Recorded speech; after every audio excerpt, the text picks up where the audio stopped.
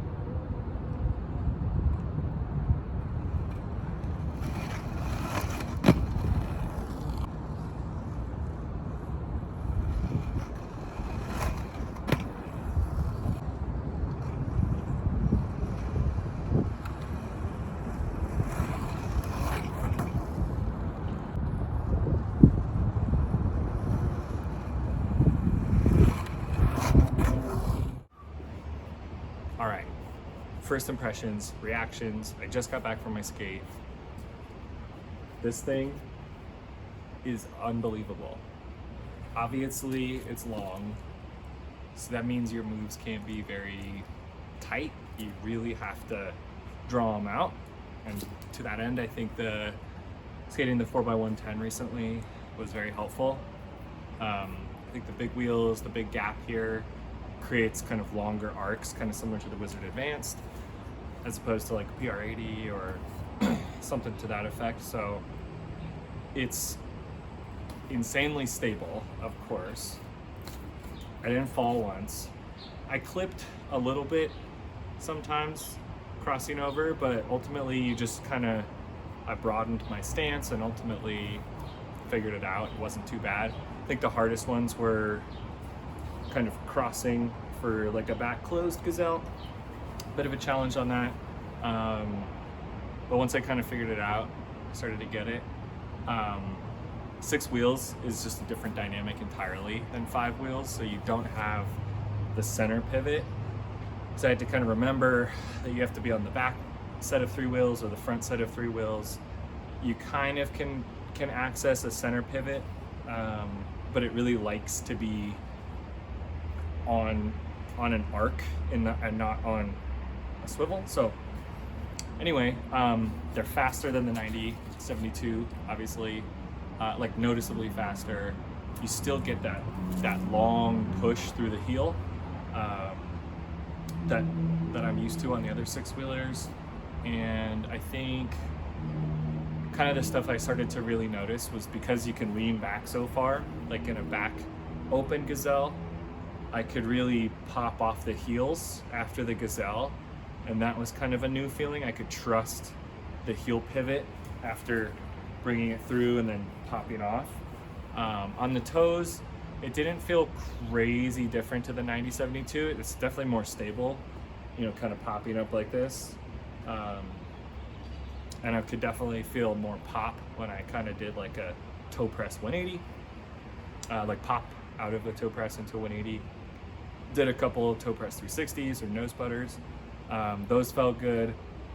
So I think what I'm planning to explore with this skate is doing toe spins in between wizard moves to sort of create some toe swivel elevation back down onto the carve, and that's sort of the goal. So we'll see if we could create like perpetual wizard motion with this. That's the goal, to simulate how flatland BMXer creates momentum constantly without ever pedaling. I think that wizard skaters should be able to do the same thing, not have to skate and only carve and swivel and, you know, do wizard moves. So we will see. Couple things to mention, might not be able to tell, but they're all bullet profile wheels. I wanted to have them all exactly the same profile, and obviously the 76s in the middle are a little fatter, whereas the 125 is a little more pointy. But I definitely didn't want to have round in the middle, you know, and bullet on the outside. Obviously 125s are only bullet profile, so I went for all bullet profile, and that feels good. I definitely felt like a slippage because I think I was forcing too tight of a carve. Not really a big deal. I could just kind of get used to pressing more consistently, and I think the thing I noticed the most was this wheel feels like an extension of my big toe. Like when I'm pressing an inside edge, fakey inside edge, you can really like feel your big toe, which I'm simulating as my index finger, pressing through this wheel, and you could get a lot of momentum out of that. So super looking forward to skating the crap out of these. I don't really want to skate anything else right now. They are obviously heavy, but for flatland, I think this is just amazing. Surprisingly, on slick surfaces, I felt a little sticky because the wheels are fresh. So it's kind of nice to get on some asphalt and like have a little more float due to the slightly rough surface. Aside from that, I think as I break in the wheels, they're just going to be floaty and like super fun. So yeah, I'll add some skating clips to the video and you can kind of see how it went. If you're gonna skate anything as big as this, definitely recommend the premium liner. You need that support when you're pressing into the toes, whether you're on releve or just pressing through and carving. The strap helps because my buckle was slipping for a while, so the Velcro really holds. Double lacing, I lace the liner, lace the boot. I do a runner's lacing at the 45 point to like lock in the heel, because if there's one thing these do is like pull your foot out of the skate. There's so much leverage keeping you flat, so much resistance to tipping and all that sort of stuff. So you really need to lock your heel in. Yeah, those are good things to remember. Yeah, I'll probably do more of a breakdown of the frame itself at a different time, but suffice to say, it feels low, like super low, very incredibly stable, and part of the reason is the 76s have a little well, or at the front point here, there's a little well for the wheel to go in. The UFS bolt is right between these two wheels, so there isn't any height implication. It's true like 76 millimeters plus like 1 or 2. And then yeah, as you can see, the frame goes almost straight out, and then the axle's beneath it. So that's what I was going for, was just dropping the boot as low as possible relative to the outside wheel while still having it be a fast skate. I could have gone smaller with the wheels underfoot, but it would have been pretty impractical. And the wheel wear would have been kind of shitty, and spacing between the pivot points would have been weird. So obviously this is weird as it is. So yeah, I don't know. I don't think I have anything else to say right now, but I am glowing. Helmet hair, whatever, because I like to wear helmets. It's so sweaty. Anyway, yeah, skate weird shit, I guess. Please.